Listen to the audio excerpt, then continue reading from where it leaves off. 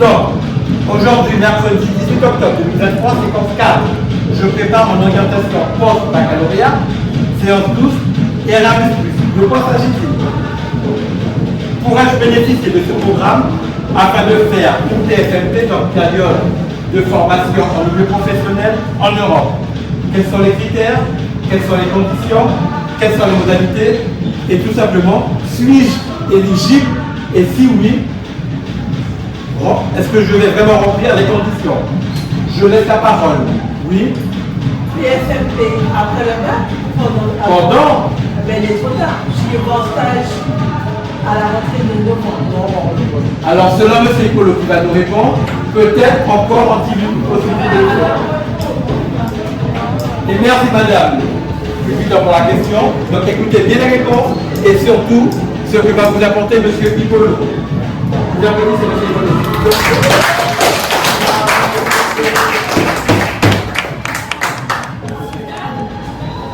Je me suis permis de mettre une casquette, je ne passe pas, mais c'est juste pour la valorisation par rapport à l'agence européenne. Au-delà des ressources que je fais, je suis membre d'une association qui représente le Centre Europe Selection GI. Et il y a quelques mois, nous représentions aussi l'agence Erasmus, ce qu'on appelle le Conseil de Erasmus. J'avais déjà échangé avec certains membres depuis l'année dernière, ça fait 2 ans qu'on est sur ce projet.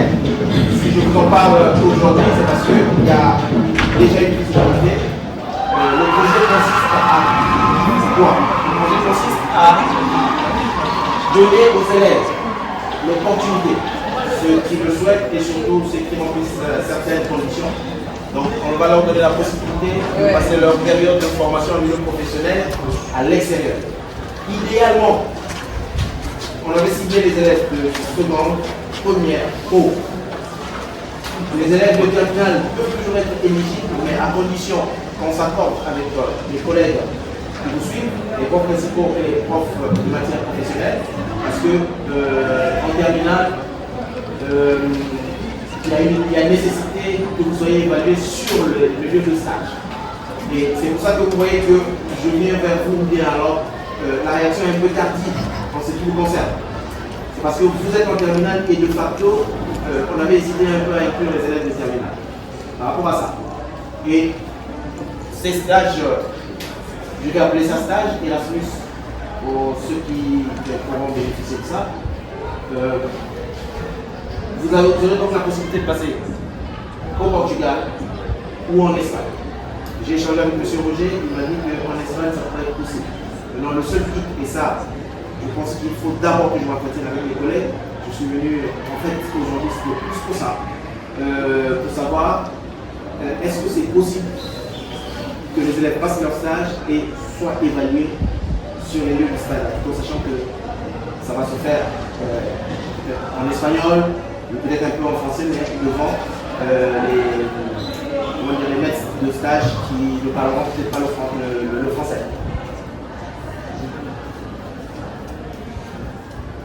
Comment ça se passe? Ce projet cible les élèves qui font le profil pro et technologie. Donc c'est un Erasmus enseignement et formation professionnelle. C'est pour ce profil-là que nous avons obtenu ce qu'on appelle une accréditation jusqu'en 2027. Donc pour ceux qui sont encore en première, ceux qui sont en ce moment en première, ils ont la chance de partir l'année prochaine, l'année d'après, parce que le projet va jusqu'en 2027. Et donc, en ce qui vous concerne, en fait, Erasmus, ici, c'est juste l'opportunité de bourse que l'Europe donne aux jeunes pour aller à la découverte des autres, pour être simple. Et quand vous allez vers à la découverte de l'autre, vous avez des formations que vous faites qui peuvent être des formations formelles ou des formations non formelles. Erasmus, c'est pas forcément, comme on imagine, aller dans une université, faire une formation et tout ça. Non. Vous pouvez faire de la formation, vous pouvez suivre, faire de la formation en danse. Vous pouvez faire de la danse. Vous pouvez faire de la physique. Vous pouvez faire un stage comme vous voulez. J'ai déjà fait partie d'un jeune de 16 ans qui était en première. Et il est allé juste à la découverte. Il m'a dit qu'il voulait faire découvrir une ferme, travailler avec des animaux. on a trouvé avec le partenaire la possibilité de le faire partir. Donc, il a passé 2 semaines sur le. Et pour les élèves qui vont être déjà, les élèves qui vont être retenus, il faut être en règle administrativement pour espérer sortir du territoire. C'est-à-dire, soit vous avez votre carte d'identité ou le passeport, ou alors, si vous êtes d'origine étrangère, vous avez votre titre de séjour et le passeport. Donc, pour ceux qui sont français, c'est soit le passeport, soit la pièce d'identité, condition sine qua non, donc de base. Pour ceux qui ne sont pas français, titre de séjour et passeport. Quel type de passeport? Français ou étranger? Non, le passeport étranger. Quand on a un titre de séjour, on garde le passeport de son pays. Quand on est réfugié, on a un titre de voyage que la France donne à ceux qui sont reconnus réfugiés. Ça s'appelle, en fait, ils n'appellent pas ça passeport, ils appellent ça titre de voyage, mais c'est voilà. Maintenant, quand on est mineur, on n'a pas de titre de séjour, mais on a un DCR qui est l'équivalent du titre de séjour. Et ça aussi, vous pouvez l'avoir pour partir. Donc, première condition, c'est celle-là. Deuxième condition, il faudrait qu'on regarde aussi votre stage, c'est votre programme. Très souvent, c'est dans un mois, dans 3 semaines. D'accord. Je suis en contact avec une classe de terminale à Laborat. Eux, ils ont fait le choix de faire 3 semaines ici, 3 semaines à l'extérieur. Donc, ils vont partir la 3e semaine. Ils vont faire que 3 semaines. Parce que 6 semaines quand même dans le froid, ils ont trouvé que ça devait être. Donc, ils ont fait le choix de passer 2 semaines de stage ici, 3 semaines de stage ici, 3 semaines de stage à l'extérieur. Donc, si j'ai un conseil à vous donner que vous souhaitez participer au programme, l'idéal ce serait de faire ce choix. Comme ça au moins, vous ne restez pas longtemps. Et comme c'est un premier départ, il y a moins de stress. Puisque je pense que c'est une terminale Laborat aussi. Donc, commencez vos stages au même moment. Je pense, Laborat 1 à Laborat 2, vous commencez au même moment. Et donc l'idéal, ce serait quand vous partiez au groupe. Parce que vous bénéficiez à 3, je pense qu'il veulent partir. Il y a 3 bénéficiaires. Quels sont les élèves qui veulent partir? Levez la main, s'il vous plaît. 1, 2, il y a les deuxièmes. Oui, mais vous étiez manifesté, il faut vous manifester. Parce que vous avez écrit vos noms et tout ça.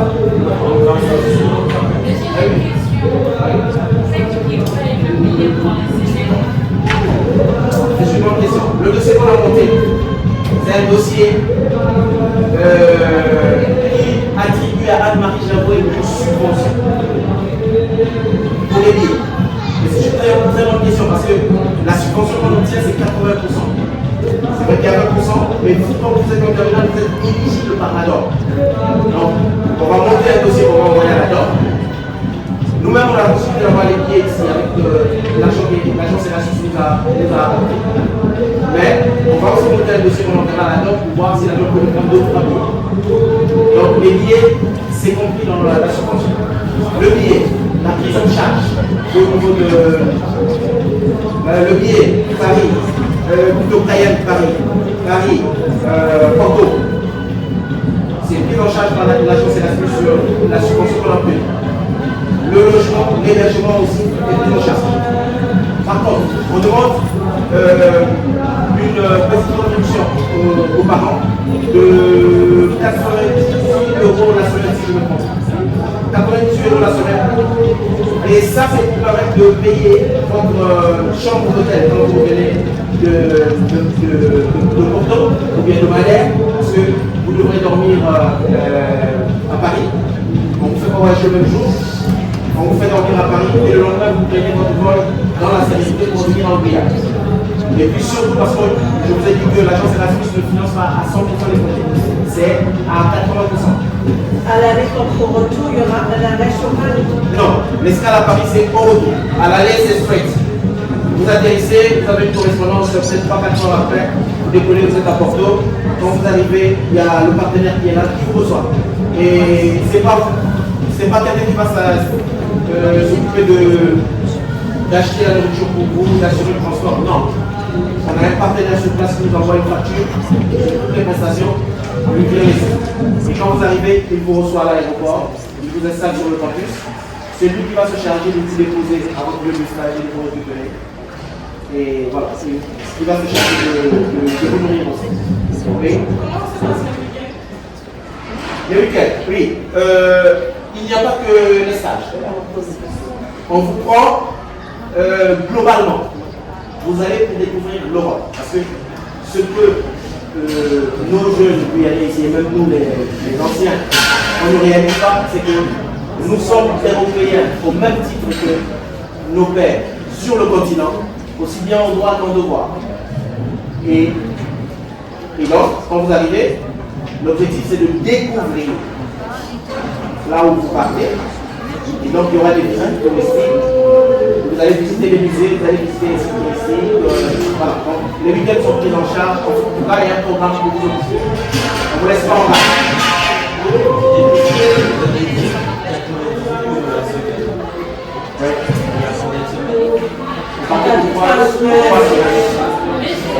De 300 € en arrondissant. À peu près 300 €, tu as le billet, tu as la nutrition pour 3 semaines, tout est pris en charge.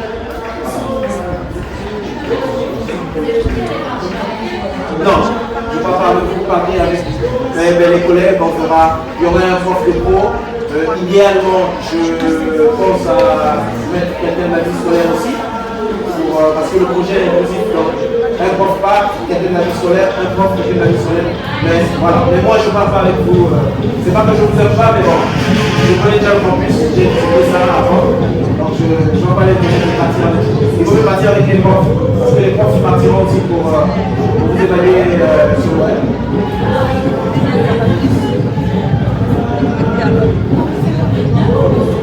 C'est pas moi, vous voulez pas que je vienne avec vous quand même. Le stage, c'est le partenaire qui nous envoie la facture. Je vous ai dit que pour tout, il me dit, pour trouver les stages pour vos jeunes, pour les loger, pour les transporter, pour les nourrir, 40 000 €.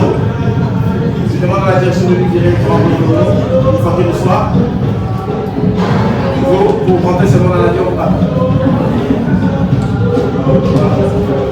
Une autre question?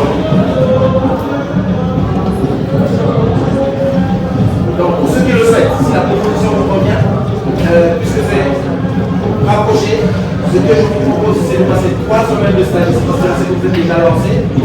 Et la 3e semaine, on fait le choix de le faire avec. Et ça, je vais m'y atteler moi-même pour vous dire qu'il n'y a pas de souci à se faire là-dessus. Que nous ayons le cofinancement de la note ou pas, nous avons les sous. Je vous le dis, parce que je suis le porteur du projet, nous avons les sous de l'Allemagne. Donc voilà. Et pour la langue, il n'y a pas de peur. En général, vous vous adaptez. Monsieur Roger m'a dit idéalement le Portugal. Donc, Portugal, ce sera à Malaga. C'est là où j'ai un partenaire. Donc, je renvoie les élèves et les délégations que là où j'ai des partenaires. Et voilà. À Malaga, je prends le risque parce que je ne l'ai pas encore visité. Mais je pense que vous allez peut-être faire l'effort d'aller à Malaga avec vous peut-être 2-3 jours pour voir. Ou bien je vais envoyer quelqu'un.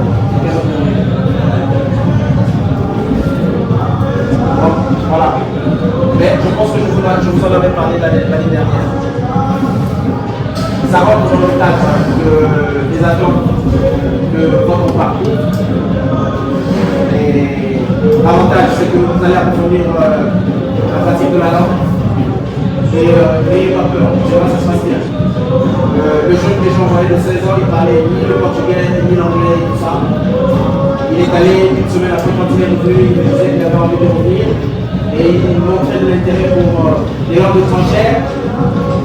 Et après, les parents m'ont dit, mais il commence à s'intéresser à la langue étrangère et il s'est dit, je veux faire une expérience. Je l'ai appelé, j'ai dit, pour qu'on puisse travailler avec les filles. Oui, c'était belle, oui.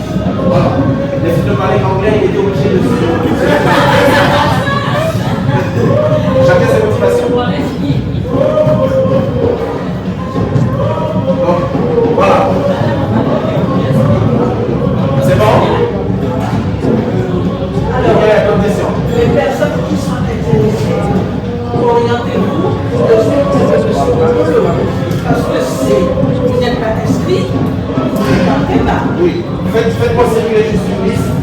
je verrai avec les membres principaux qui vont valider avec la direction. C'est pas moi, je suis bien souvent. Je discute avec les profs principaux, avec les profs hauts, avec la direction qui valide. Une fois que ces étapes-là sont franchies, là, je peux vous dire, et on va envoyer une correspondance notamment aussi pour expliquer un peu tout ça. Je suis en train de préparer la séance. Mais vous êtes déjà au courant, ce que je vous dis, c'est des répliques. Je pense à certaines thèses ici, peut-être, il y a certaines que je peux regarder dans lesquelles je n'ai pas eu. Mais le reste, oui, le reste, était avec moi, je pense que j'en ai regardé des choses à côté. Et elles sont pas utilisées par les moyens.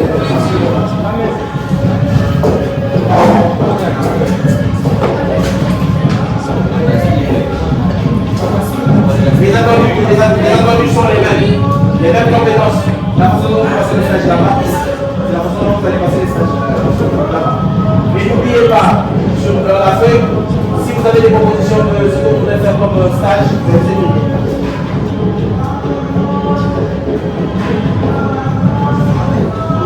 Oui.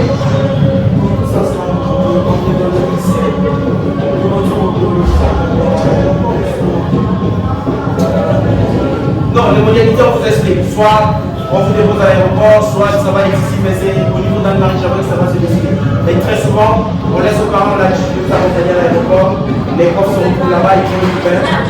Voilà, il y a une heure de rencontre. Vous arrivez, ils vous reçoivent et ils partent avec vous.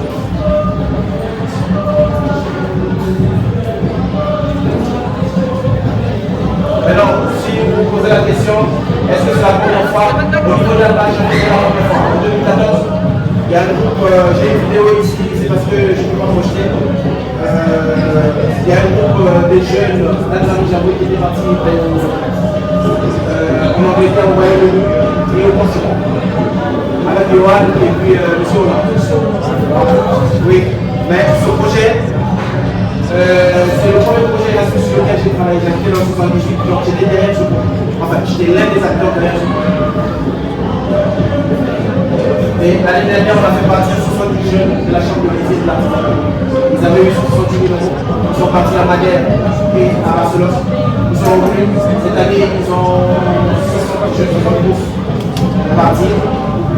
Et on a fait partir il y a quelques semaines les gangs et les jeunes de Macoria. Oui. Ensemble. C'est un projet intergénérationnel. C'est mon association qui sont comment on va faire quoi?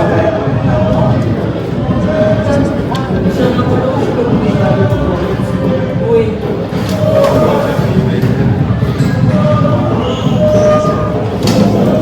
Donc je reviendrai vers vous. Je vais voir.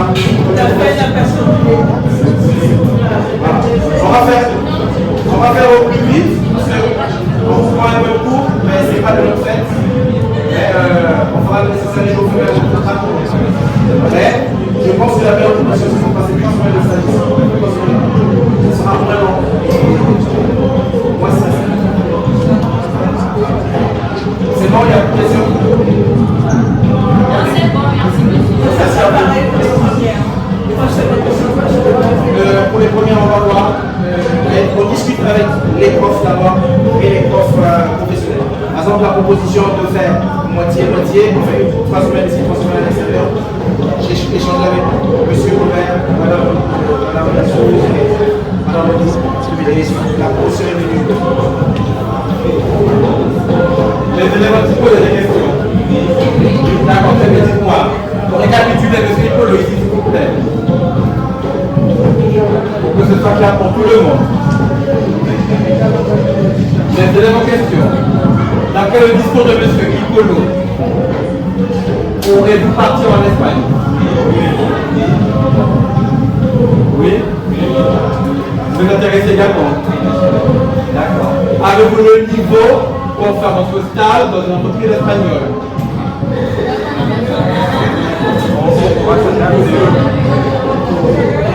Comment? Déjà, une parenthèse. Tout mon travail clôturons la première séquence en espagnol. Tout mon travail est-il fait? Mon travail est-il régulier? Et mon travail peut-il valider un séjour en Espagne?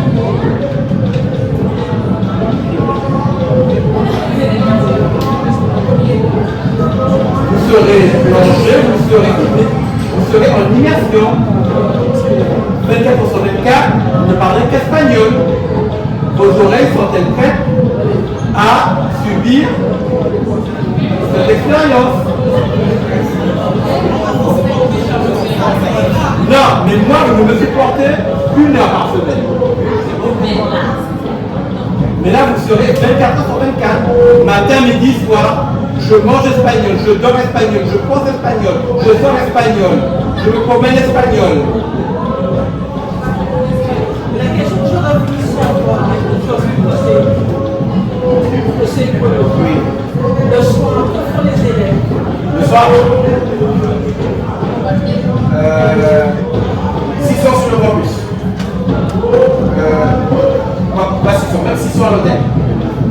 Le partenaire que nous avons, il a construit un campus dédié spécialement à Erasmus.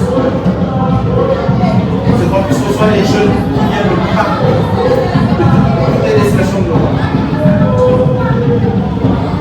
En général, quand les jeunes arrivent, comme j'ai dit tout à l'heure, il n'y a pas que le stage.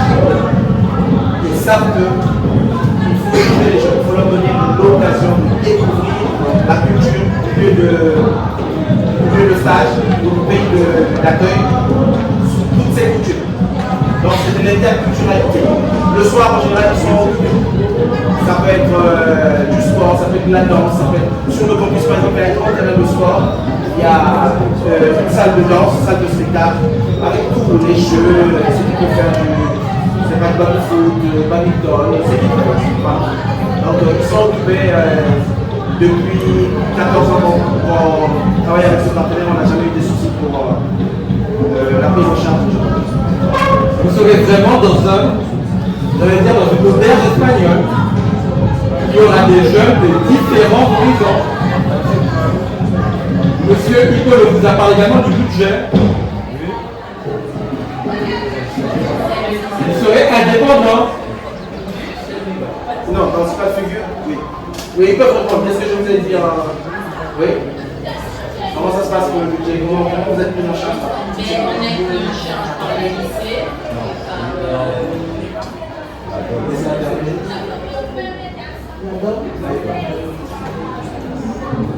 Sur place, comment ça se passe? On est pris en charge par le lycée. Plus fort, s'il vous plaît. Vous aviez dit que vous avez déjà envoyé la facture sous la charge de votre partenaire, tout ce qui est repas, transport et hébergement. En fait, comment ça se passe?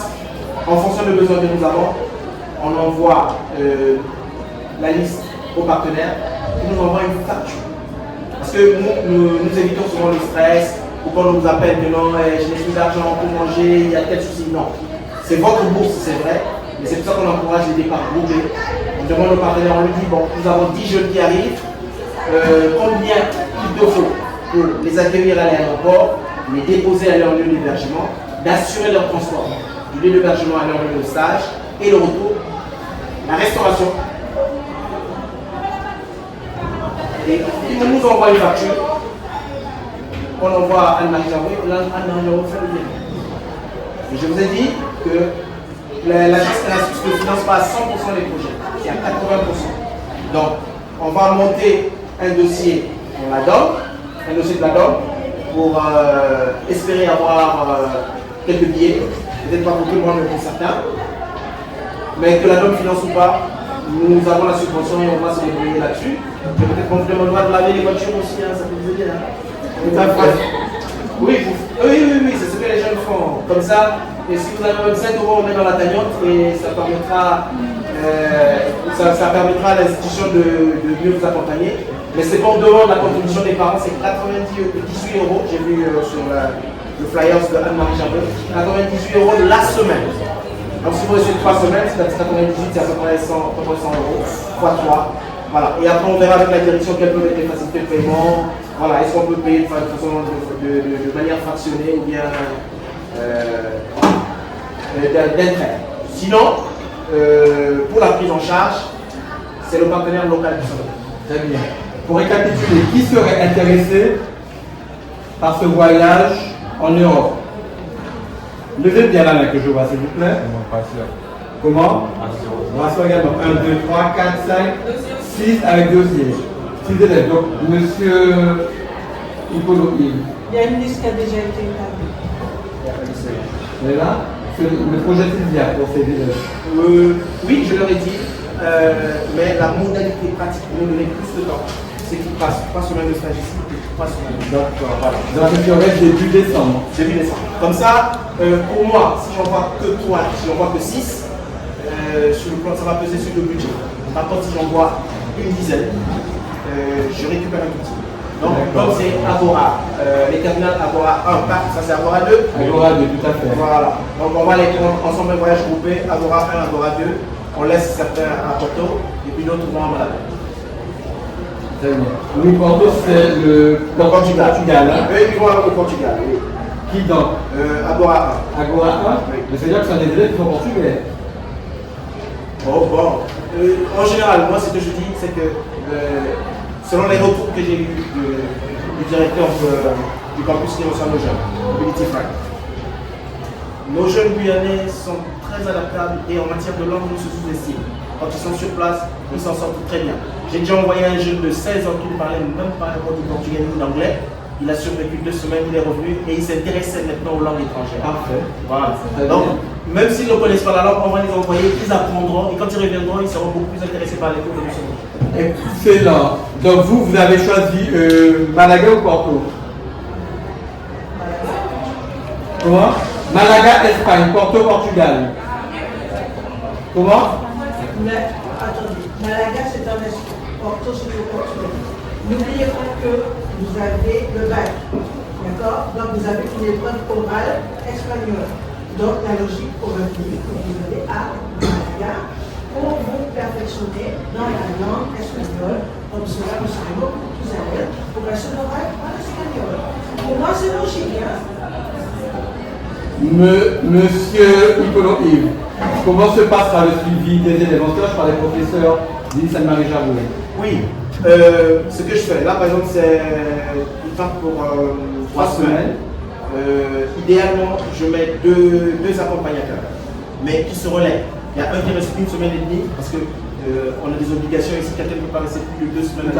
Donc il part 1 semaine, celui qui installe les élèves, il voit les partenaires, il échange avec les partenaires, ça lui donne l'occasion de faire les visites des lieux de stage pour voir là où on les a placés.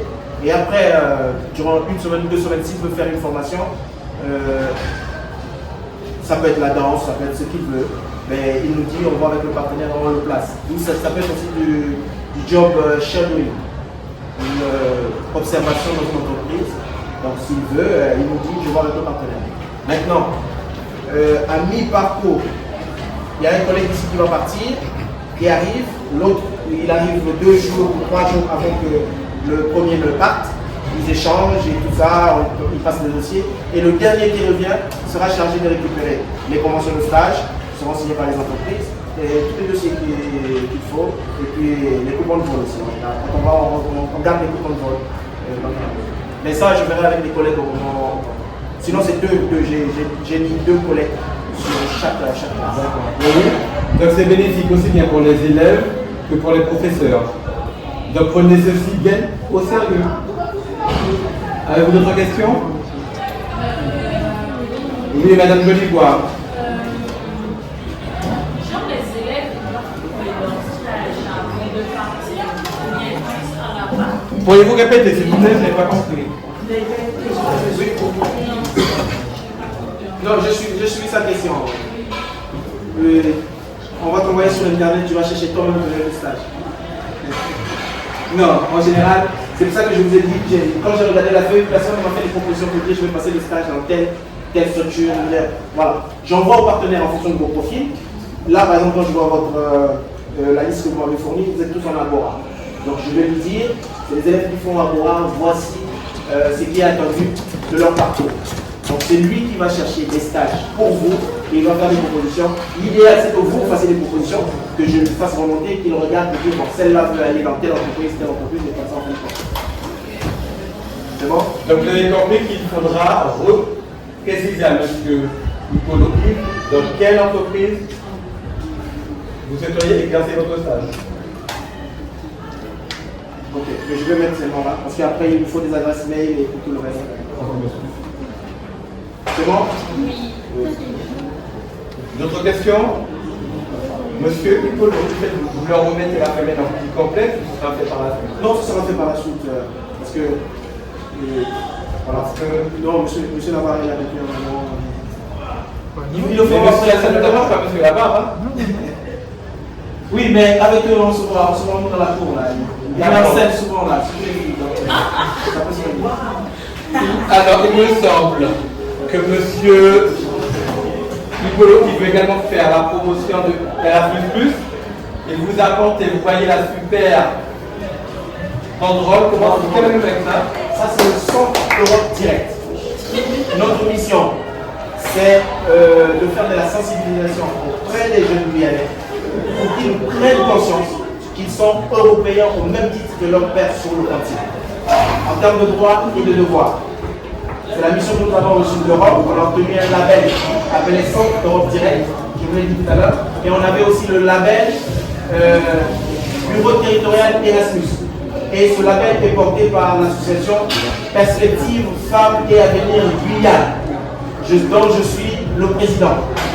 Vous allez vous dire, mais M. Nicolo ne ressemble pas à une femme, mais comment est-ce qu'il peut être président de l'association de Perspective Femmes et Avenir Guyane?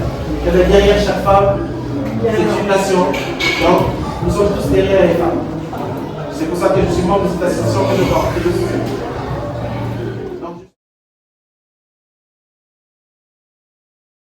Pour un souvenir de ce magnifique moment, M. Nicolo vous invite à le rejoindre près de la banderole, à prendre une photo avec lui, un par un, et ensuite une photo de vous pour dire